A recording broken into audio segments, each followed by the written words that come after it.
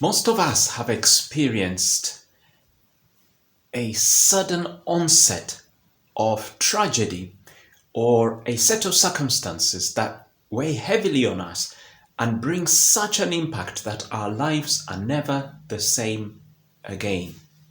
It could be maybe at a personal level that perhaps maybe we lose a loved one or something happens. Maybe our parents break up or there is some circumstance, something happens that shatters our existence and it brings such a shock to the system that our lives are never the same from that moment. And sometimes these things can affect us as individuals, but also sometimes they can affect us collectively within a family setting, so that maybe there is something that happens and the family is never the same from that moment on. It can even happen, by the way, at a community level or even at a national level. There are some events I can think of that have happened even in our lifetime, that completely change a nation. Perhaps maybe the death of a significant leader in the nation, or war, the onset and the breaking out of war, sudden and unexpected. And you know that it is such a traumatic thing that actually from that moment, everything is going to be different. It's like what was is no longer.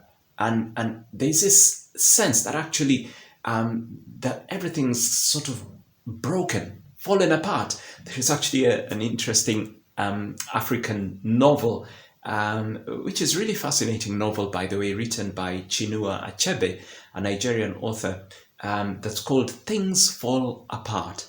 And it's all about this salesman who spends the rest of his life kind of building this image, this sort of construct of a person that he wants to be. And then one day it all comes apart, it all unravels.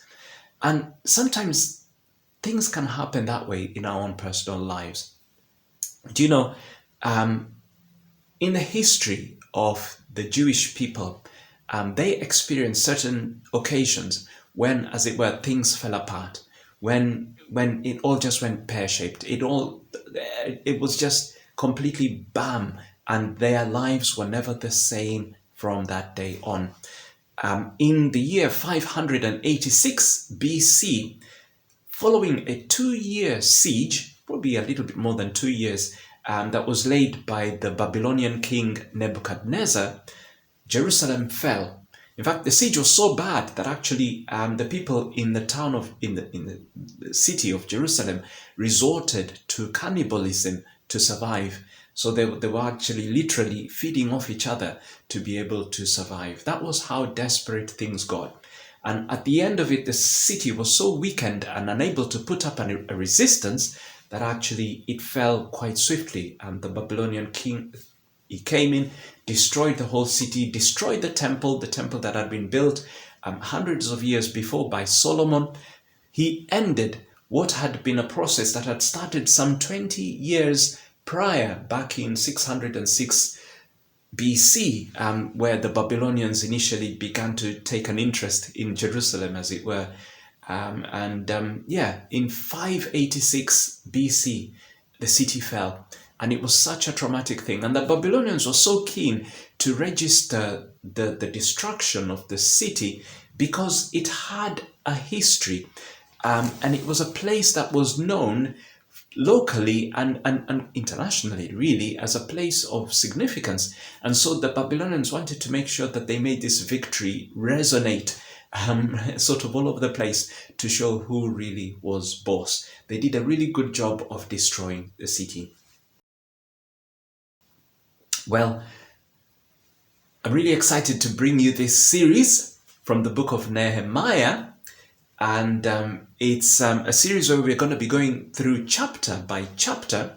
Nehemiah and the Jewish people decided to embark on the rebuilding of Jerusalem, rebuilding its walls and re-establishing once again the city that had been crushed by the Babylonians.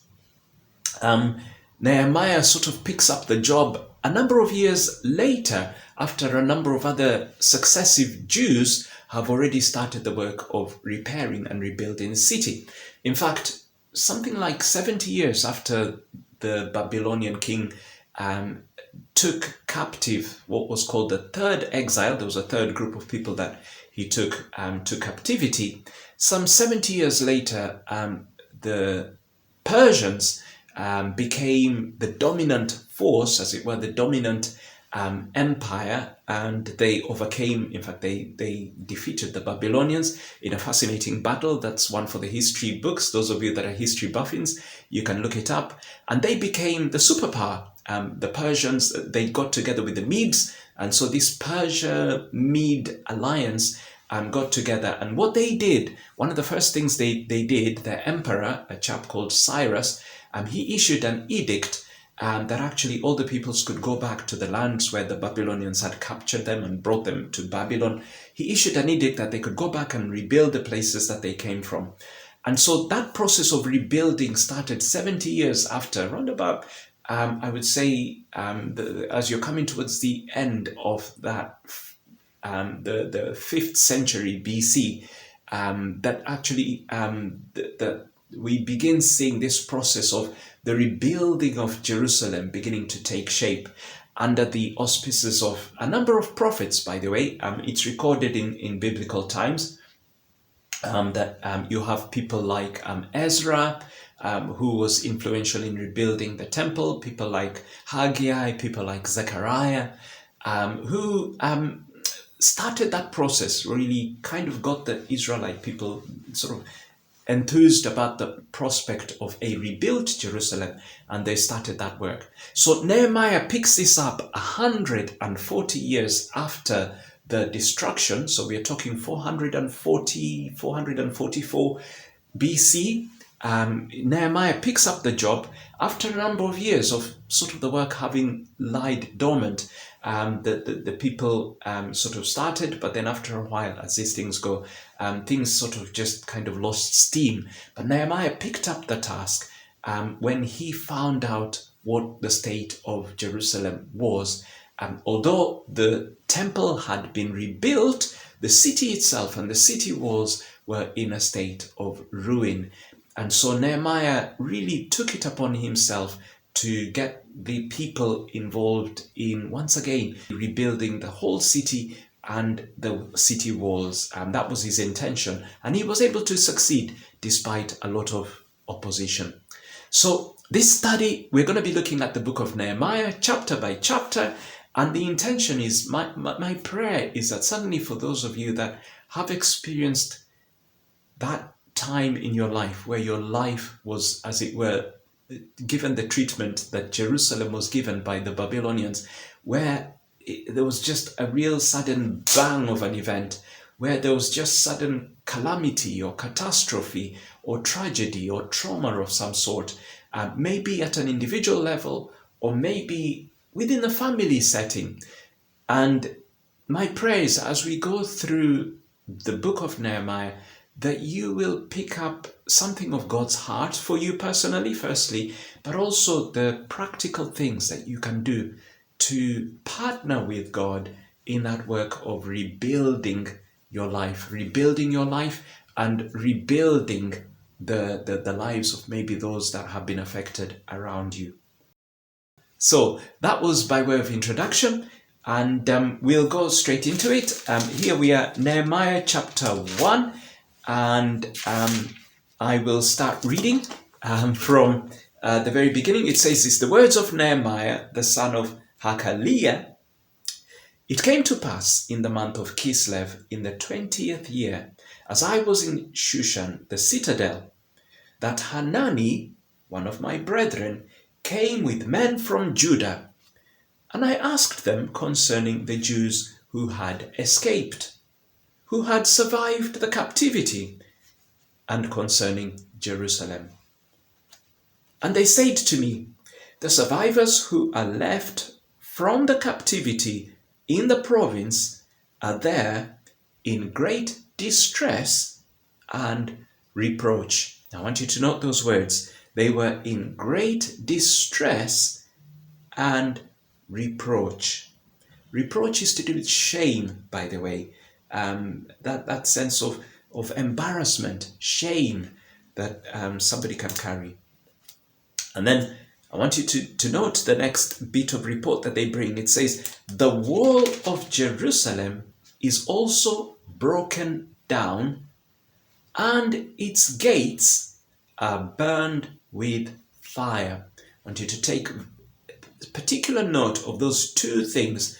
The walls are broken down, and the gates are burned with fire. That report is a very important report because it goes into a bit of detail. It highlights the condition of the people, that they were in distress and great reproach.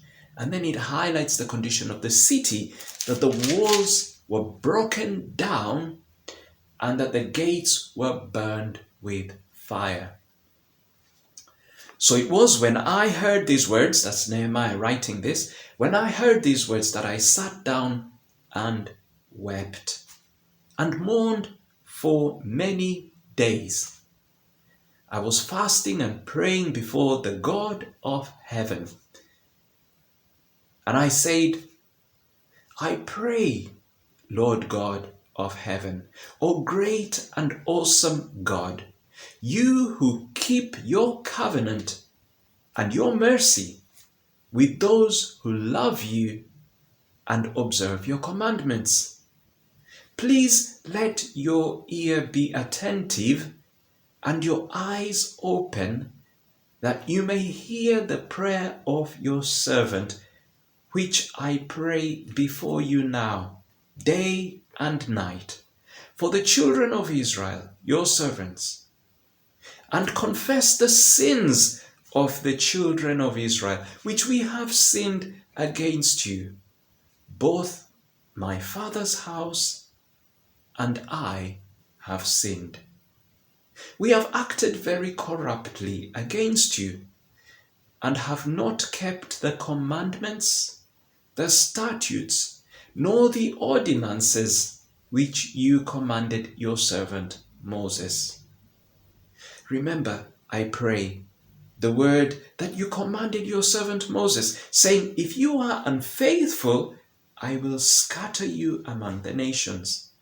But if you return to me and keep my commandments and do them, though some of you were cast out to the farthest part of the heavens, yet I will gather them from there and bring them to the place which I have chosen as a dwelling for my name. Now these are your servants and your people, whom you have redeemed by your great power and by your strong hand.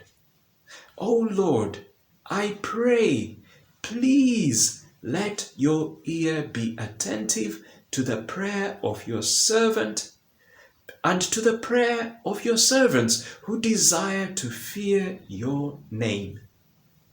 And let your servant prosper this day, I pray, and grant him mercy and favor in the sight of this man, for I was the king's cup-bearer.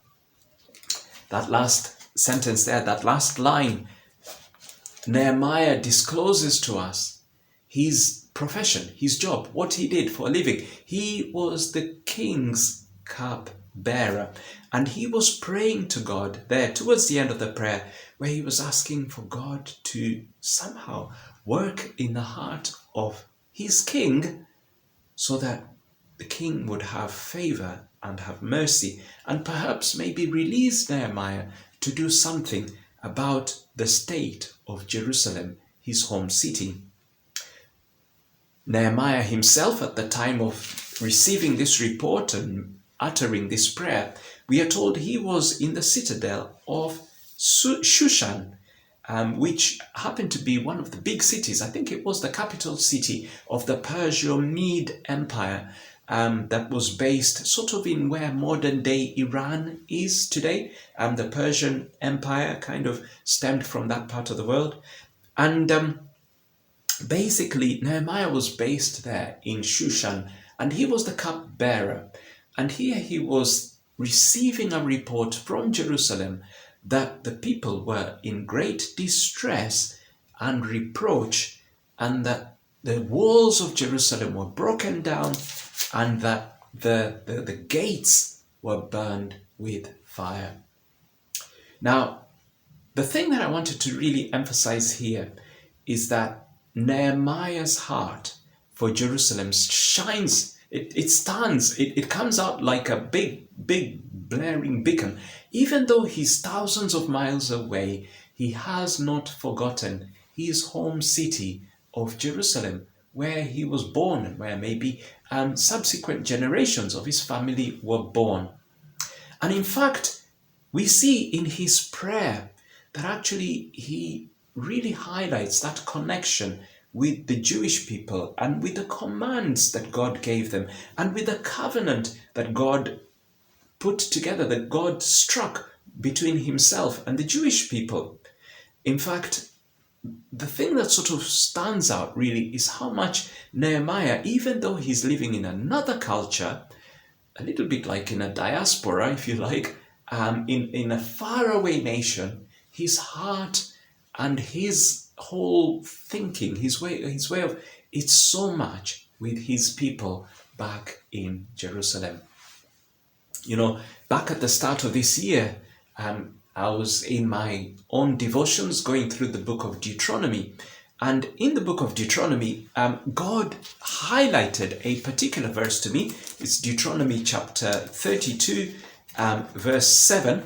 I will just very quickly read it. And it really spoke to me, so much so that I felt I had to take personal action and actually do something about it. Let me read it to you. This is what it says in Deuteronomy chapter 32 and verse 7.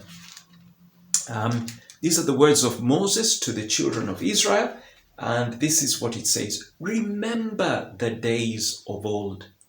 Consider the years of many generations. Ask your father, and he will show you, your elders, and they will tell you. And then God goes on to talk about how he basically chose the Jewish people, the Israelites, among all the nations that were there. He chose them as his inheritance, and he established a covenant with them. Verse 8, it says, when the Most High divided their inheritance to the nations, when he separated the sons of Adam, he set boundaries of the peoples according to the number of the children of Israel. For the Lord's portion is his people. Jacob is the place of his inheritance.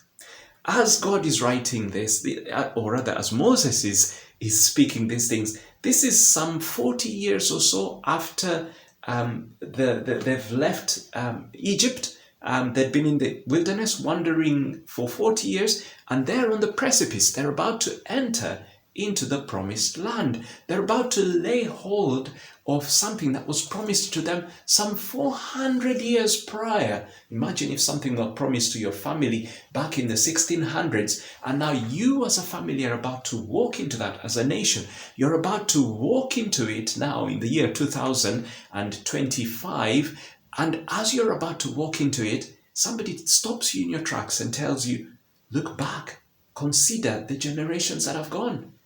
Consider the times that have gone. Consider your father's house. This is what Moses tells the children of Israel. He says, remember the days of old.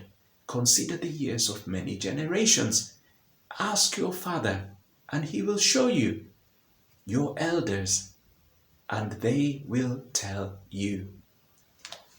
You know, God revealed to me as I was reflecting and meditating on that verse that you can't really walk in and take hold of that which God has for you until or unless you know who you really, really are. Until or unless you have that clear sense of bearing of where you have come from and your identity, your heritage, your father's house. That is sort of where your inheritance, your spiritual inheritance has come from. Unless you have a clear sense of what that is, you will not be able to fully go in and walk in and appropriate that which is rightfully yours. That is what you are about. That is who you are. See, we didn't just appear on this world like we were just sort of plucked off a tree.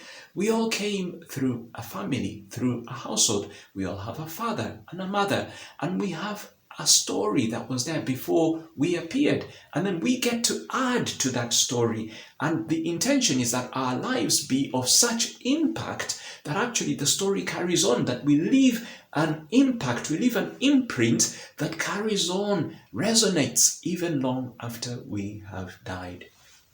That's God's plan for your life. That is his plan through all eternity. In fact, there's a beautiful verse, it's in Psalm 103, that says that God's mercy is from everlasting to everlasting, that his mercy endures from generation to generation. That is who he is. And so Nehemiah is reflecting on all of this. He's looking at where he has come from, even though he's in another culture, probably speaking another language, probably interacting in a completely different way to his culture, but his heart is still in Jerusalem. He still wants to know, what is the condition of the people in Jerusalem? How are they? What is their plight? What is their current circumstance? And then he receives this word, this message from one of the people there in Jerusalem, which would have been a 4 months journey. Back then, they would have probably traveled by camel or by foot, and would have been a 4 months journey away. And he receives this very particular message that the walls are destroyed and the gates are burned down with fire. The walls are broken down and the gates are burned with fire.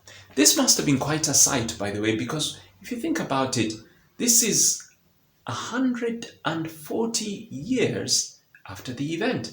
The Babylonians destroyed Jerusalem back in 586 BC, and 140 years later, Nehemiah is on the scene in 444 BC, and yet, even still then, the walls are still broken down and the gates are burned with fire. Kind of shows you how much of a bang the Babylonians wanted to leave Jerusalem in. They wanted Jerusalem to experience such a bang that it would not dare rise up. And it would take a real struggle for the spirit of the city, for the people to once again rise up with a desire to rebuild it and to re-establish it. So our lives, in many ways, can be likened to Jerusalem, where sometimes we're going along and we suddenly experience, boom, something calamitous, something that really has an impact that changes our lives completely. It shatters our lives. And it leaves us in this condition where the walls are destroyed, where they are broken down, and the gates are burned with fire. See, all of us have spiritual walls. All of us have spiritual walls. Walls keep things in that would otherwise go out, and walls keep things out there that would otherwise come in. So if we didn't have walls, for example, here where I am, the elements, the cold, the wind, the rain would be able to just come into the house. And so the walls help keep out certain things that would otherwise come in, and the walls help to keep in certain things that would otherwise go out there. They will just end up going there. And you know, I'm reminded here of a proverb, I believe it's Proverbs 25, verse 28, where the writer to the Proverbs says that a man without self-control is like a city without a wall. In other words, if you do not have self-control, self-control is the last mentioned fruit of the Holy Spirit in the book of Galatians. Galatians chapter 5 by Paul, when he sort of highlights these 9 fruits of the Holy Spirit. Self-control is the last, but I believe probably one of the most important fruits of the Holy Spirit, because without it, you will be, as it says in the proverb, like a city without a wall. you will be open to all and sundry to help themselves to the precious things that are your life. If you do not have self-control, if you're not able to say no to yourself, in fact, recently I was reflecting on this, that probably the most important lesson we could ever teach ourselves is to say no to ourselves, or as the Bible calls it, to crucify the flesh, to put to death that sinful man within us. And if we do not have that self-control, the proverb says we are like a city without a wall. And actually, a city without a wall is easy pickings. It is easy for people to just come and help themselves to whatever there is in the city.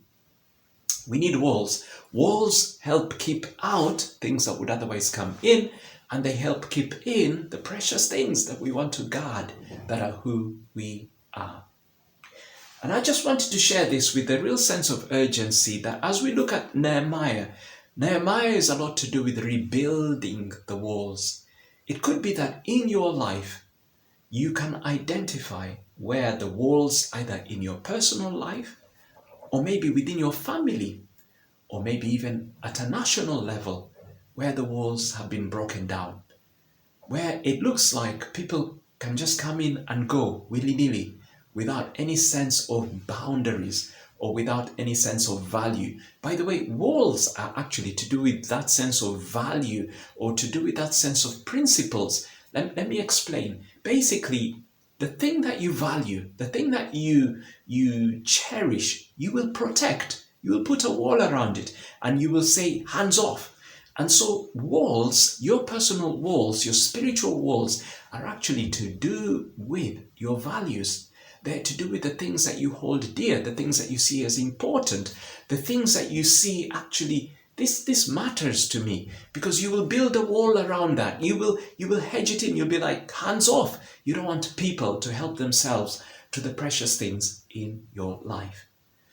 And so sometimes things can so happen in our lives that they leave us with virtually a sense of no walls. That actually we end with this sense that actually, like the Babylonians came and they just looted and pillaged and helped themselves, destroyed everything. After 2 and a bit years of siege, they destroyed the whole city, and they were keen that there would be no walls so that Jerusalem would not be able to stand up again. Sometimes things can happen in our lives, whether it be maybe the death of a parent, or it can be something so tragic that leaves us in such a circumstance that we have no walls. We have no sense of what's important, what's worth cherishing, what is important to guard and to be. And so consequently, what sometimes you find with people who've been through horrible traumas is they become easy pickings for things like addictions. They find themselves in things like drink or promiscuous behavior,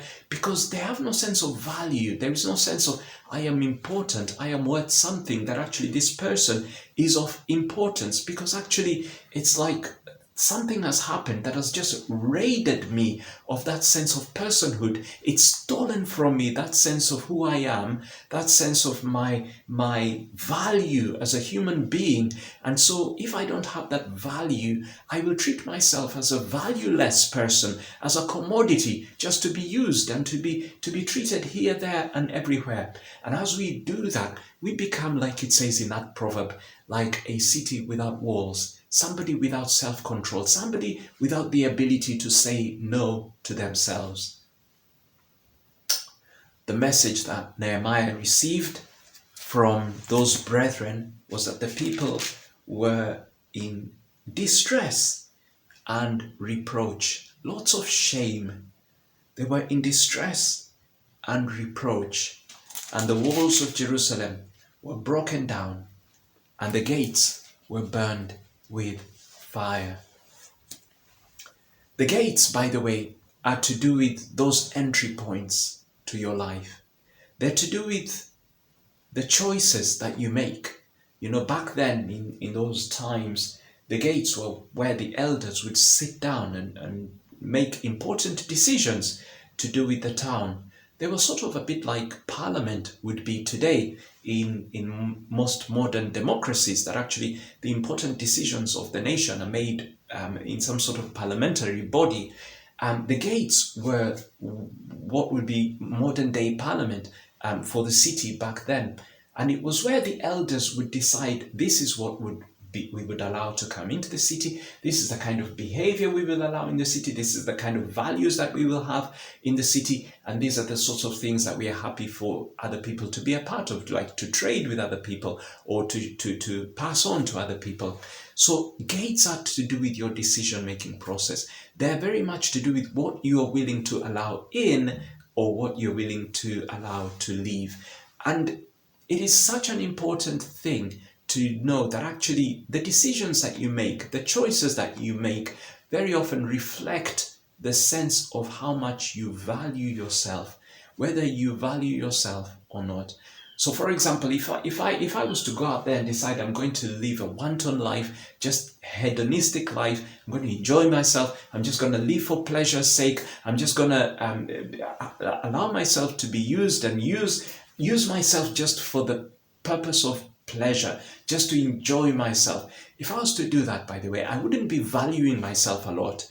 And I would be like that city without walls and with gates that are burned down. That would be easy pickings. People will easily exploit me. They'll easily take advantage of me. They'll easily deceive me, steal from me, do this or that.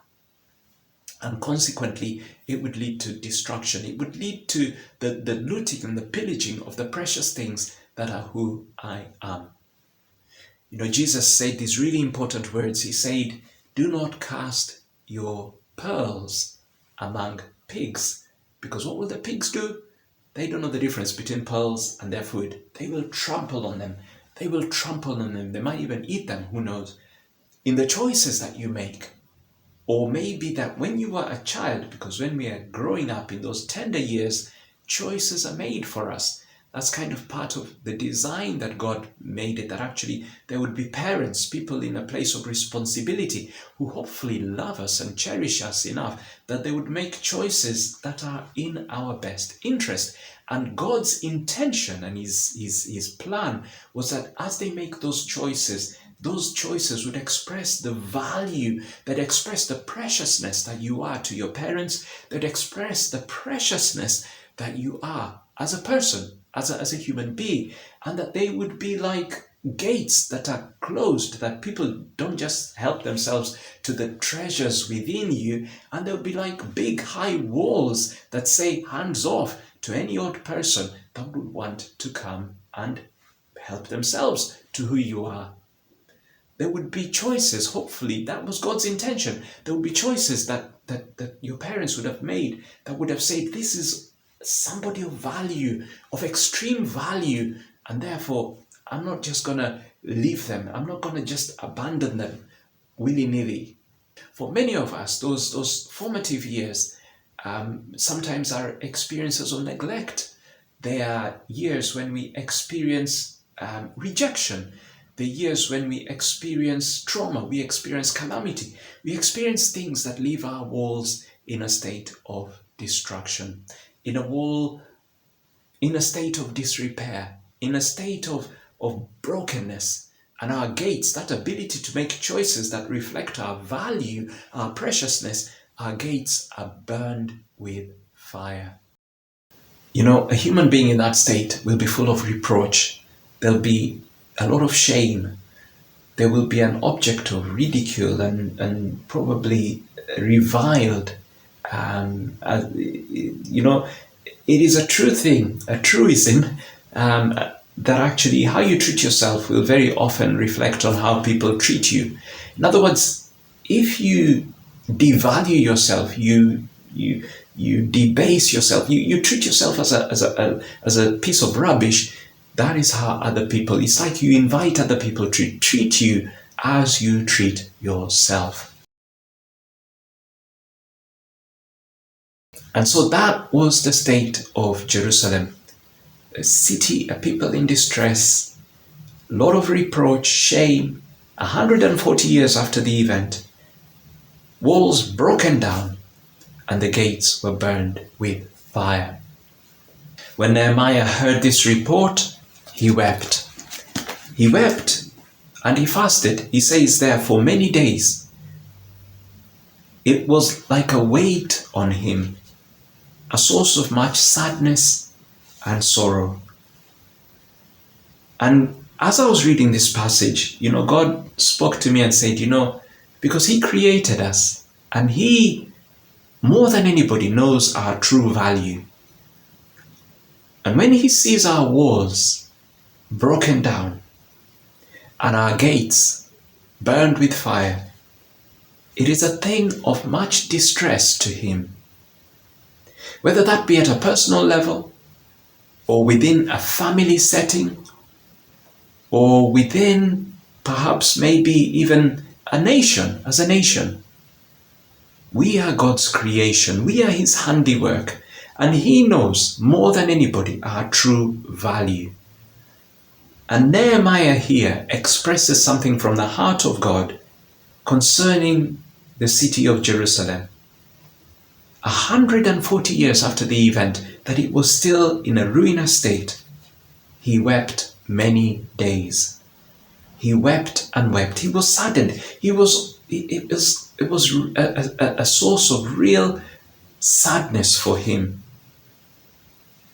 I want to just really emphasize, reiterate this really, that when God looks at the brokenness in our lives, when he looks at the wounds that we've endured, the calamities and the traumas that we've endured, they bring him much sadness.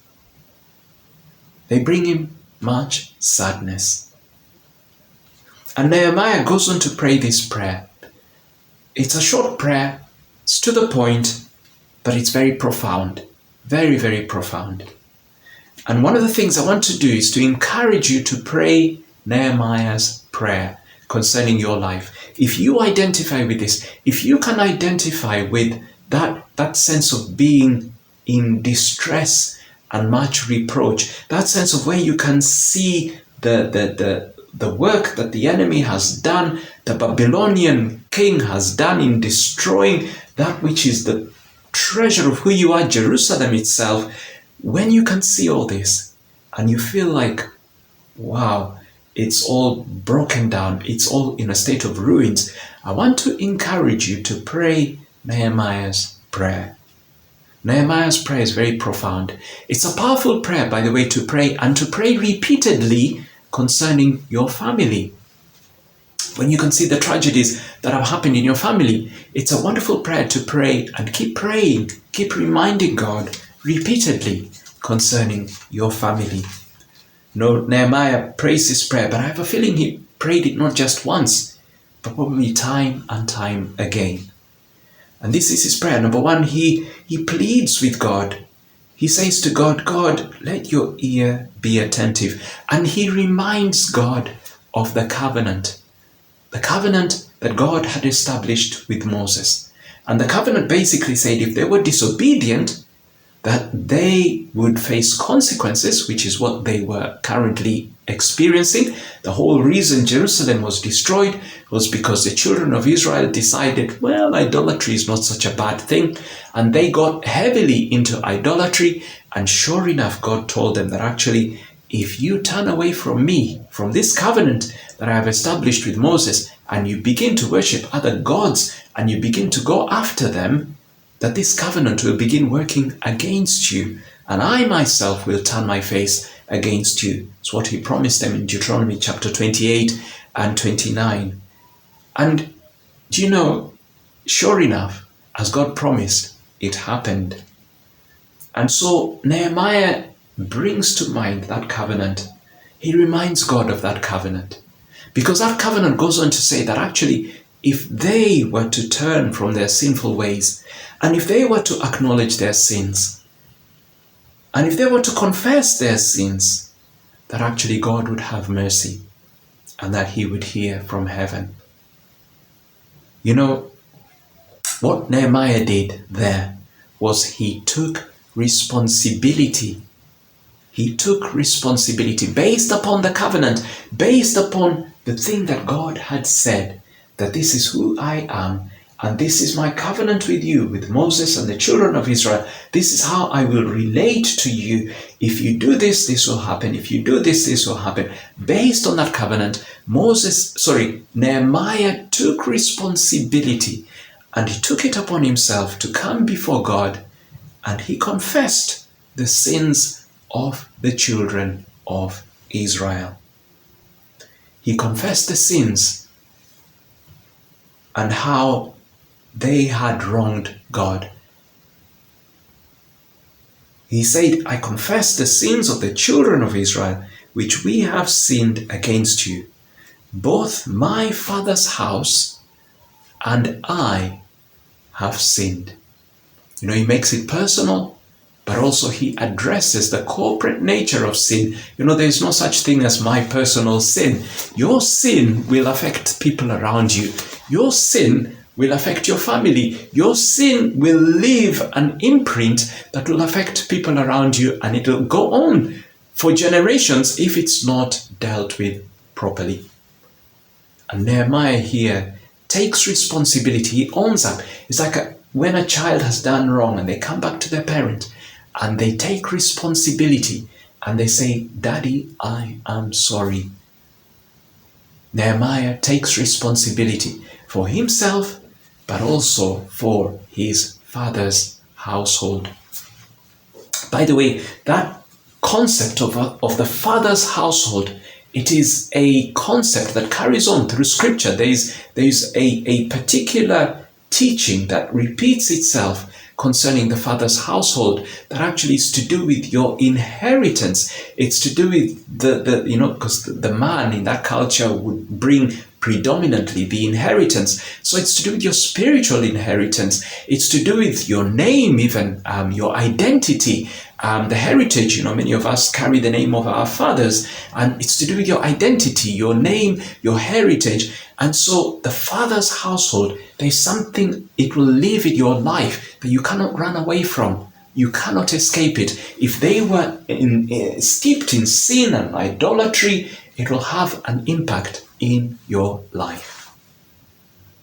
But here we learn from Nehemiah that Nehemiah identifies the reason Jerusalem is in the state that it is. The reason we are in the current state that we are is because we have sinned. Me and my father's household, we have sinned. I want to encourage you. Maybe you can see as a family the reason why the walls are broken down. Maybe as an individual, maybe you yourself personally have responsibility for choices that you've made that have resulted in you being visited upon with a calamity. Maybe it was choices your family have made. Maybe there are other people who are responsible, whom we need to forgive. We need to acknowledge their responsibility and come before God and say, because of what they have done, I choose to forgive them. But what Nehemiah does is take responsibility, acknowledge where responsibility is due for the current state that they are in. That is so very important for us to be able to acknowledge before God and say, we are in this state because of such and such and such a thing that happened. The other thing that Nehemiah does is he reminds God of the covenant. Reminding God of the covenant is basically saying to God, God, this is your nature. This is who you are. This is what you're like. This is your very person. This is how you respond in these circumstances. And Nehemiah, by the way, is not the only person who did this. Daniel did it, and there's been other people. Samuel did it as well in his prayers. It's a really good thing in your practice to come before God and remind him of his nature, where you say to God, God, but this is what the scriptures say. This is what the Bible says you are like. This is who you are. This is kind of what the book says that you are like. And therefore, based on that, I bring my prayers to you. God encourages us to pray that way, by the way. Because everything that he does, he reveals his nature. Everything that he does, it's done purposefully with the intent of showing who he really is. The third thing that I will just say is that Nehemiah, in his prayer, he prays for favor. He prays for mercy. New King James, he describes it as mercy. The Old King James, he describes it as favor. He prays to God for favor, as he's probably going to ask the king, his boss, before whom he was cupbearer. He was going to ask him for some assistance to help him with that task of rebuilding Jerusalem. Favor is an important thing. Favor, when you have favor and mercy, David said that goodness and mercy follow me all the days of my life as I dwell in the house of the Lord. Psalm 23.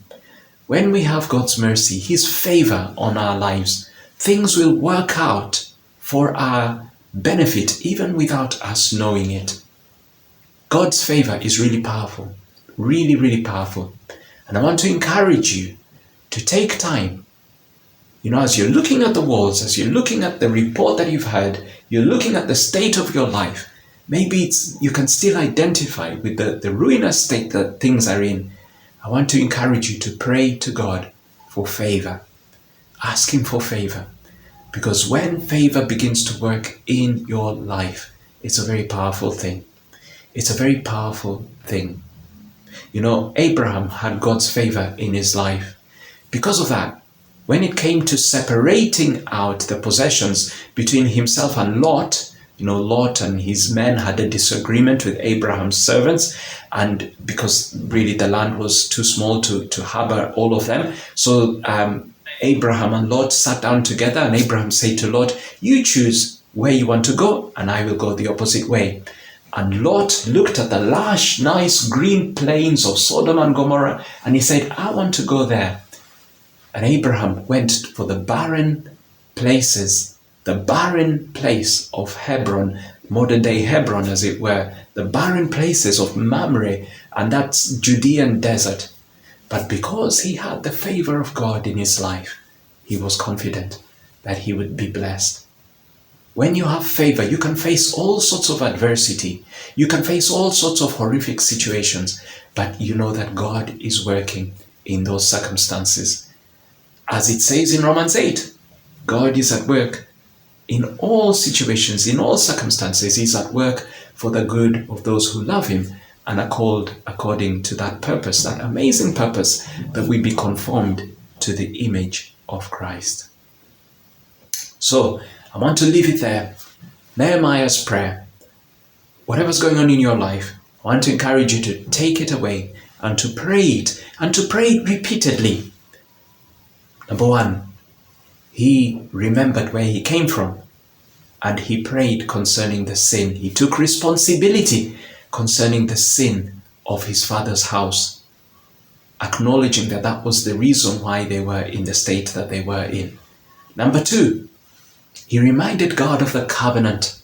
Very important to remind God of his nature. This is what you're like. And number three, last but not least, he prayed to God for favor. He prayed to God for favor. Father, thank you for Nehemiah's witness, for his testimony. I want to thank you for his prayer. And I want to pray just very briefly, Father, to all those who have experienced what the Babylonians did to Jerusalem, where the walls were left completely in a ruinous state, the city was destroyed, the gates were burned with fire, and the people were in distress and full of reproach. Father, I want to just lift up anybody and everybody who knows that to be the reality of their lives. I want to pray that you heal them, that you rebuild them, that you restore them, rebuild the walls, reestablish the gates, and take away the reproach. Bring back that name. Bring back that name of Jerusalem, that sense of the preciousness of Jerusalem, what it really is, that city of honor, the city of peace, the place where the king will rule from. Bring back that sense of dignity and delight in self. I pray, Lord, that as they practically embark on the exercises that we learn from looking at the book of Nehemiah, that, Father, you will rebuild their walls and establish their palaces, rebuild them. Lord, rebuild their walls, I pray. I ask it in Jesus' precious name.